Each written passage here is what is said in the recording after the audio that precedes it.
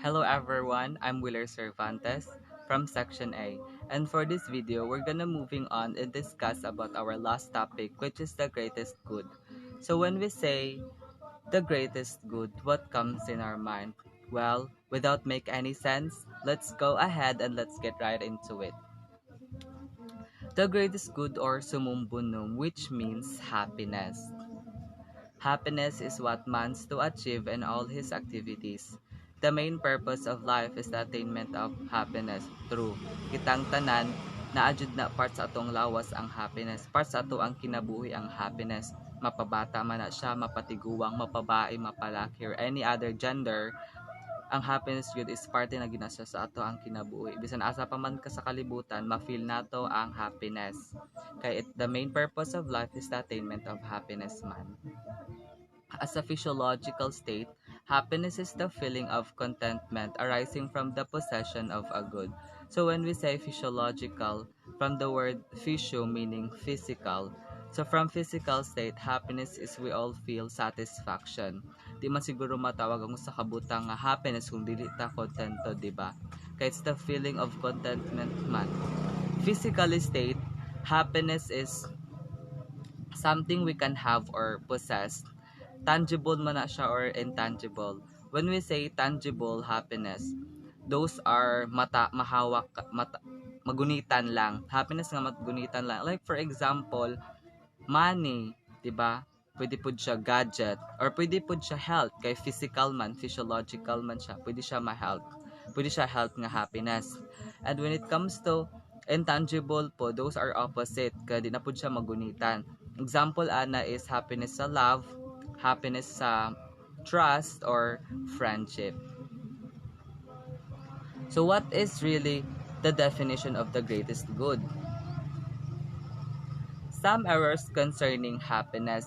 So it's all about falsely of how human think about what is happiness. Some people give the impression that money or wealth can buy happiness. This is tragic because money merely feeds the bottomless appetite of greed. Like for example, this is very common guys. Makita ra pud siya sa like sa mga TV dramas. Like for example na ay duha ka couple, dato ang pamilya sa lalaki ug apil na pud ang lalaki ha. Dato siya din ang babae is pobre, wala na siya pamilya siya ra isa. But then naay gusto nga ipakasal sila pero dili gusto sa babae kay mahadlok siya mapakasal sa lalaki kay dato lagi kay kabalo siya di ba kasagaran sa mga dato kay mata pobre man so mahadlok siya matreat og inana so di siya gusto magpakasal sa lalaki but then because of the richness man sa lalaki kaya niya mapalit ang babae so bisan against ang babae niya unsaon ta man kay gusto man siya sa lalaki niya kwartahan ang lalaki niya siya kay wala siya pamilya ang babae di mapalit ra gyud siya pinalabad because money besides is aptly considered the root of all evils. Bisan kinsa sa atua kung kwartahan ka, mapalit man gani ang dignidad. Bisan gani sa politics, sa ato sa Pilipinas sa politics, bisan dili lang pang judge ha, di ba kwarta ang tuyok didto kay mapalit man gani ang hustisya. Next is, some people equates health with happiness. Of course, health is a prerequisite to a productive life. So there's this famous saying na happiness is wealth, which is partly true siya. Happiness is wealth. We should take care of our physical self, like being healthy, eating nutritious foods, doing some physical activities or exercise to boost our immune system and to feel happy, like mahimo na tag sexy, ganahan na magtanong ang uban sa atoa. Pero makonsidered siya as false because you are overly conscious to your physical self na manggod. Like for example, maabot na sa punto nga gusto ka magpatangos og ilong. Which is dili man jud siya necessary nga kinahanglan magpatangos og ilong, di ba? Kay pag magtiguwang ka, di ba, dili na kay ka worth it na nakay mga limitations kay tiguwang na lagi ka dili ka gina look forward sa uban munang nanadyoy kasagaran jud there's these people na gina-invest gyud nila ilahang human anatomy or sa paggloom sa ilahang physical self kay para lang jud sa matingala sila sa uban ba kay happiness man na nila like mali man jud siya di ba kay the feeling of contentment di ba ang happiness. So kinahanglan jud kung unsay naa sa ato maging kontento ta. Munang kasagaran jud diri like for example diri sa ano is ang situation ana is like for example kasagaran jud na jud ka invest di ba sa ilang human anatomy or sa paglob sa ilang lawas kay attracted man gud sila like kung unsay makita nila sa uban ba nga naa sa ilahang pero wala sa ilaha nya gusto sila munang they thought happiness is they defined happiness is something like that mang maging kontento jud ta kay happiness is something the feeling of contentment man. Number 3, some people vainly seeks happiness and earthly pleasure. So when we say earthly pleasure, those are something lust or having sex. Parang inana. They thought happiness is parang tutututot lang, mga inana good. Something, they thought happiness is something they need related to lust or sex. Like for example, ginatawag nila nga tawag ng laman, gusto sila makipagtalik kay kalipay man na nila. But one may not indulge in all the pleasure of this world without ending up with pain. Dira na maabot sa pagkabigat lan nimo, dira na magka-AIDS or it's HIV. Unang, di ba kasagaran jud sa tanan jud butang wa joy wala joy murag kumbaga pain sa last ba kay di ba nabe sa ulay ang pagsisisi mo na ginaingon nila. Next is, certain people cling to their public image as if God Himself was made after illusion. This is when people are so much socially elite. Like, grabe na ilang affection or conscious sa ilang physical self ba, kanang gusto nila ilang public image, murag conscious na kay sila sa ilang public image ba nga kumbaga kalipay nila nga ginatingala sila sa tao muna dira na maabot ang pagiging etiquette.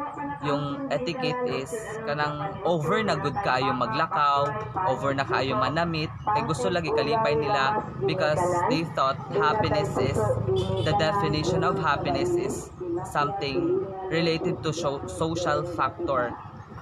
Ay gusto nila, ginatingala sila sa mga tao kalipay na nila. Then the last is, some propose that the final purpose of man is the promotion of the state and government. So muna hindi siya tong mga tao nga kanang happiness is na ay connection sa government.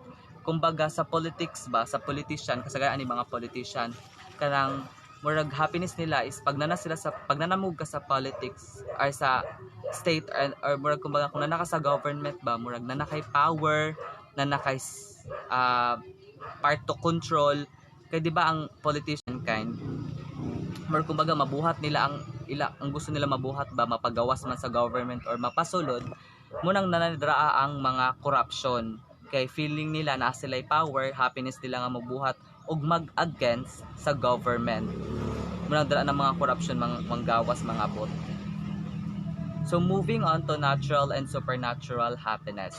There is two types of happiness. First is natural happiness. It is that which is attainable by man through the use of his natural power. So muna nitong mga happiness nga ma-achieve ra nato, happiness nga kaya ra nato makuha, kaya ra nato ma-aim sa atong kagalingong pagsikap.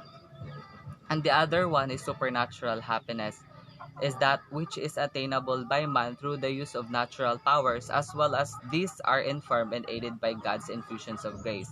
Muna ni siya ang ma-achieve nato sa ato ang kaugalingon nato but with the help of man above.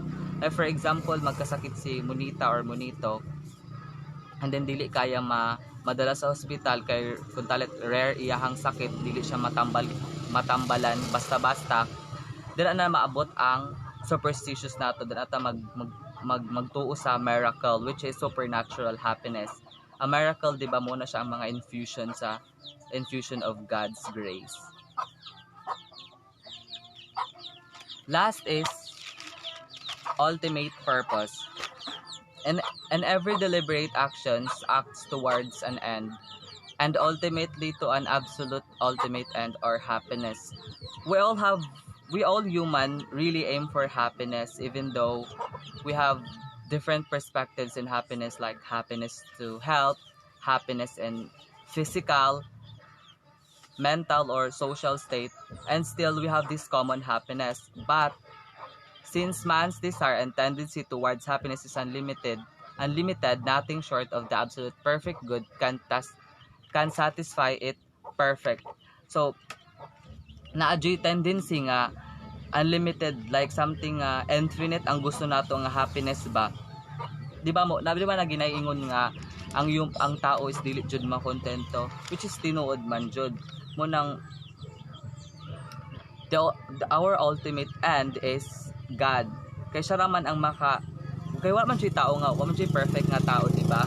Wala siya maka-satisfy sa ato ang happiness bisan gani ang mga rich, bisan nasa like connection sa government, kwartahan na kay sila, nag-aim hapon sila og higher level of happiness.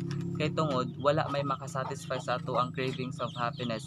Munang giningon diri, therefore God, the infinite good, is the greatest good to be attained as the ultimate end. Therefore, wala jud something nga pwede makasatisfy sa ato ang craving sa happiness, kundi ang Ginoo lang jud. Og ang siya lang jud ang maka-fill out sa atong puwang sa atong kinabuhi ba, kay siya lang ang makahatag og ginatawag nga genuine satisfaction of happiness, kay siya man ang atong sumumbunom or the ultimate end of happiness, which is si God. I guess it's end. Thank you guys for watching and listening. God bless you all and see you soon. Bye.